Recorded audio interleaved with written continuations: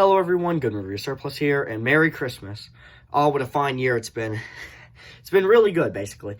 So today is another story video, just like the one for Halloween, another interesting story from the First World War. But before we get to the story, I would like to say thanks to our new and old subscribers. We've definitely grown a lot this year, and hopefully next year is just as good as this one. But without further ado, let's get into the story. The Christmas Truce started on Christmas Eve of 1914. British, French, and German troops all decided to hold a ceasefire. Mainly this was on the Western Front, although there were some accounts on the Eastern Front. The most likely cause of the Christmas Truce was probably due to the overwhelmingness of World War I, with it being the first major world conflict, especially the gruesomeness of World War I's fighting tactics with gas attacks and living in a literal mud ditch, or the trenches of World War I. It was not a pretty life. So when Christmas Eve came around, basically there was no fighting, very little shots being fired, which was prompted because of it being the Christmas season, it being the 2 days of peace and joy, basically. Christmas is one of those very peaceful holidays to most. So most of the soldiers just wanted there to be peace on Christmas.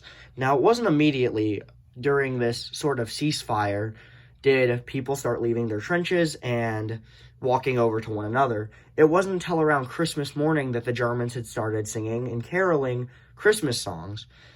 Now, this didn't immediately prompt the soldiers to leave, because still, it could be a trap, as the Germans, could have took advantage of Christmas, and they could have just been caroling to lure people out of the trench.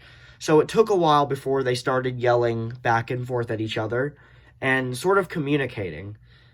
That's what led people to start getting out of their trenches and start walking over to one another.